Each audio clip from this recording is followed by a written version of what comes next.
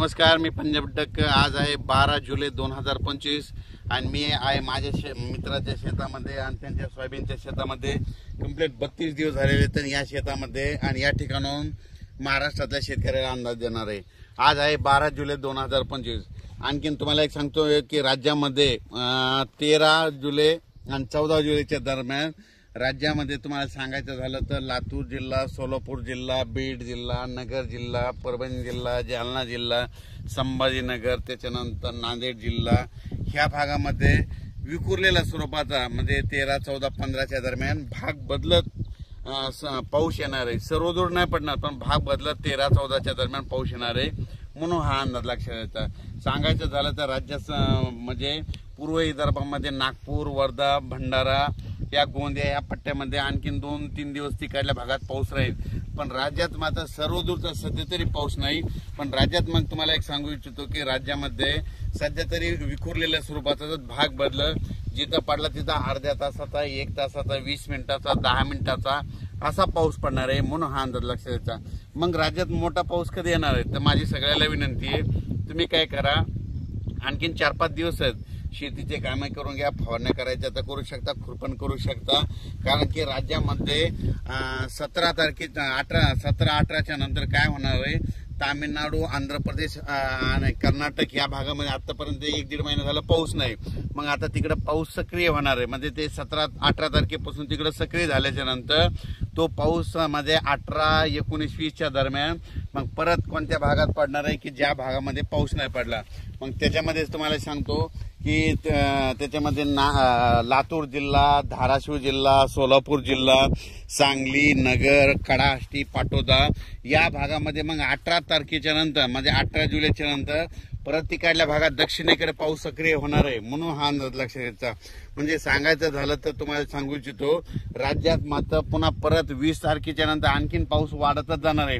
पण 18च्या नंतर काय होणार आहे की जे पट्टा आहे म्हणजे कोणता जे पावसापासून वंचित झालेला आहे, लातूर जिल्हा, बीड जिल्हा, सोलापूर जिल्हा, नगर जिल्ह्याचा काही भाग म्हणजे हे भाग आणि सांगली जतचा काही भाग, पंढरपूर या भागामध्ये तुम्हाला सांगू इच्छितो तुमच्यासाठी खरंच आनंदाची बातमी, 18 जुलैच्या नंतर तुमच्या इकडे पाऊस चांगला सक्रिय होणार आहे। कारण की काय होणार आहे, कर्नाटक, आंध्र प्रदेश, तामिळनाडू, केरळकडे तिकडे पाऊस सक्रिय होणार असल्यामुळे आता तिकडचा पाऊस आपल्याकडे येणार आहे। त्याच्यामुळे राज्यात 18च्या नंतर आपल्या इकडं दक्षिण भागात महाराष्ट्राच्या दक्षिण महाराष्ट्राकडे पाऊस सुरुवात होईल।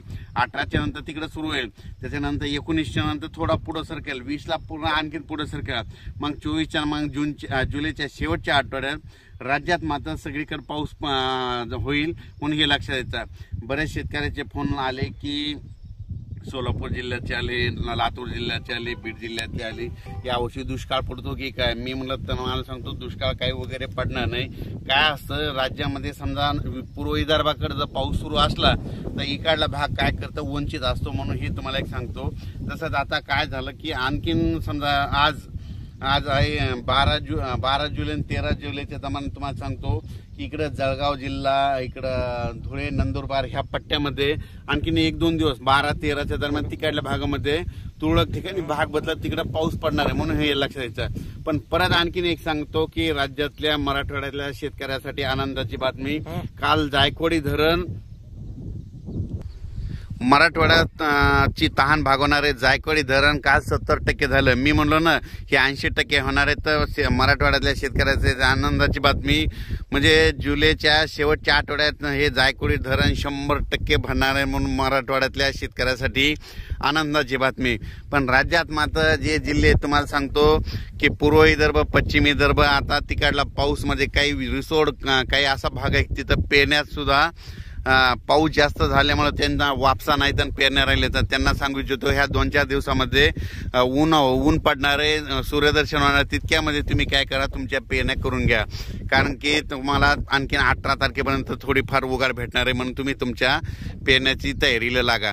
त्याच्यानंतर राज्यामध्ये सांगायचं झालं तर जे वंचित जिल्हे आहेत म्हणजे पावसावाचून बीड जिल्हा, लातूर जिल्हा, सोलापूर जिल्हा, धाराशिव जिल्हा, नगर जिल्ह्याचा काही भाग, तसेच कडाष्टी या भागामध्ये पाऊस पडलेला नाही तर तिकडल्याला सांगू इच्छितो की आता उद्यामध्ये 13, 14, 15च्या दरम्यान विखुरलेला स्वरूपाचा एक पाऊस येणार आहे, म्हणून तुमच्यासाठी एक आनंदाची बातमी. सर्वदूर पडणार नाही, फक्त पाऊस येणार आहे, मात्र भाग बदलत पडणार आहे.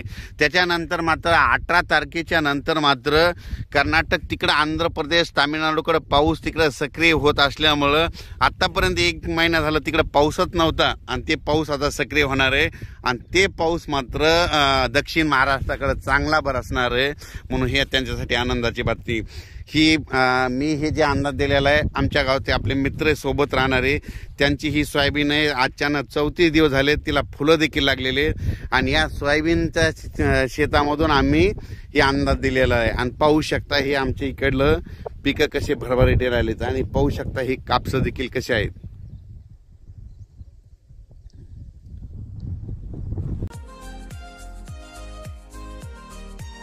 असे नवनवीन व्हिडिओ पाहण्यासाठी आजच कृषी चर्चा फेसबुक पेजला लाईक करा आणि व्हिडिओ आवडला असेल तर नक्की